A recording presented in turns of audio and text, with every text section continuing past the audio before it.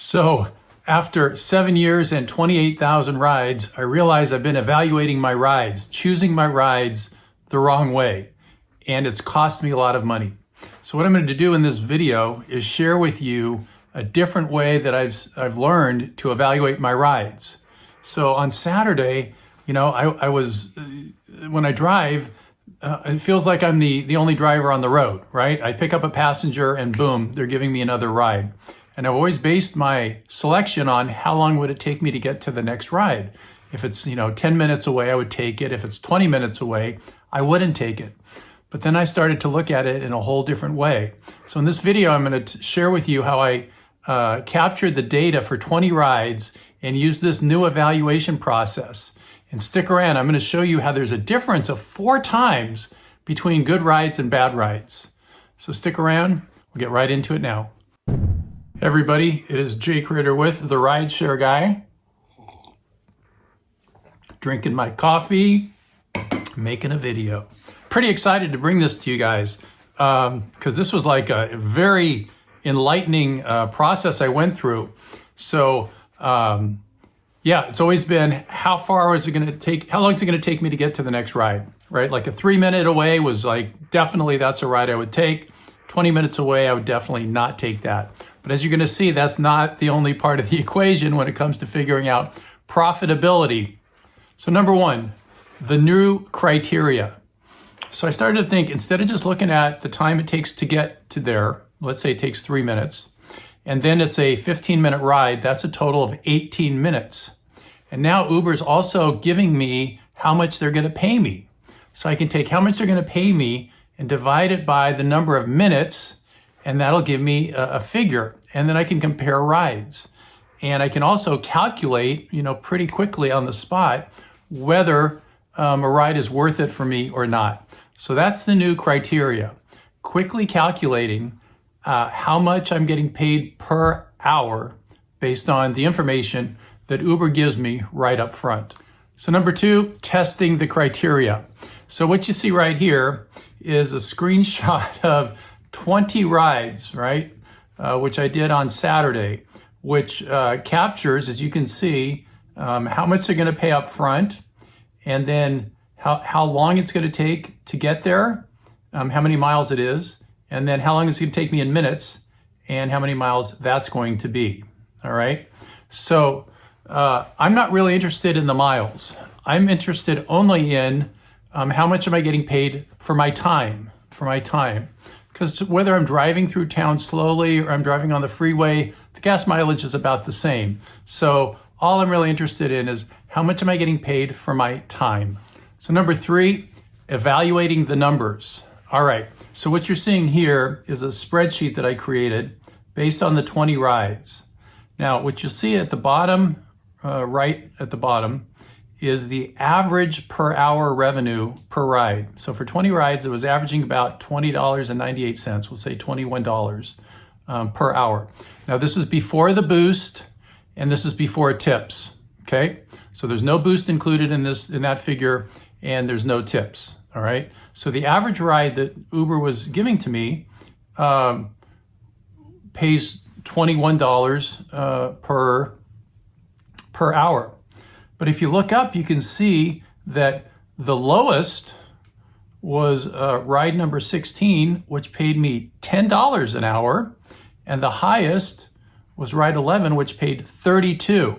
So that's a difference of 3 to 1, right? So if I'm selecting rides like the $10 per hour ride, and that's terrible compared to picking the rides that are paying me $32 per hour.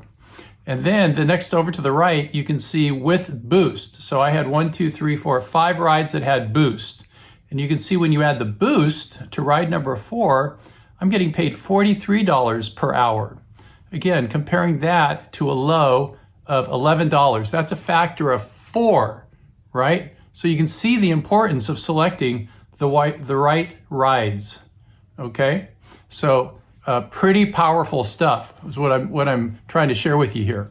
So number 4, lessons learned. So I'm going to show you how I developed this system to evaluate the rides very quickly. So let's look at ride number 6. So I can see that Uber is going to pay me $3.46. Now, what I'm going to do then is look at the time. Okay, so the time is 8 minutes plus 6 minutes, a total of 14 minutes. So what I realize is if I just take 14 and divide it in half, okay, that's going to give me 7. If the price that I'm getting paid, right, is less than that number, then it's on average not a great ride, okay? So you can see in this case, 14 divided by 2 is 7, and they're only paying me $3.50. So that tells me that the rate isn't very good. Now, if we look at ride number 4, okay, which has the boost, but I want to show you how you can calculate that this is a good ride. We can see that the time to the pickup is 6 minutes and the ride time is 19 minutes for a total of 25 minutes. So if we divide that in half, that's 12 and a half, right? 25 divided by 2 is 12 and a half. And what I'm getting paid on this ride is $18, which is more than that. So that means I'm getting over $30 per hour. So that's the calculation, okay? Now, one of the things that has really changed also in doing this calculation is that I'm a much more relaxed driver, because it used to be that I didn't consider the time going to the customer. So I always drove as fast as I could to get to that pickup, because I always thought I only got paid when I had somebody in my car, right? So by using this new system, I'm much more relaxed driving to pick up the passenger because that time is included in my calculation. And I just found myself on Saturday relaxing a whole lot more because of this new way of looking, this whole different, kind of a paradigm shift in the way that I evaluate the rides. So what are the key takeaways here? The key takeaway here is that I've been evaluating my rides all wrong, and I can be a lot more of a profitable driver and a much more relaxed driver by figuring out when they get the ping, what is the dollar amount per hour that the ride is going to pay me. And in your market, for my market, I'm kind of setting $30 per hour as the goal, right? As you saw, the average is $20 per hour. So if I take that number, if I take the minutes and divide it in half and then compare that to the price, that can quickly give me a good gauge. In your market, it might be higher than that, like if you work in San Francisco, or it could be lower than that, depending where you work.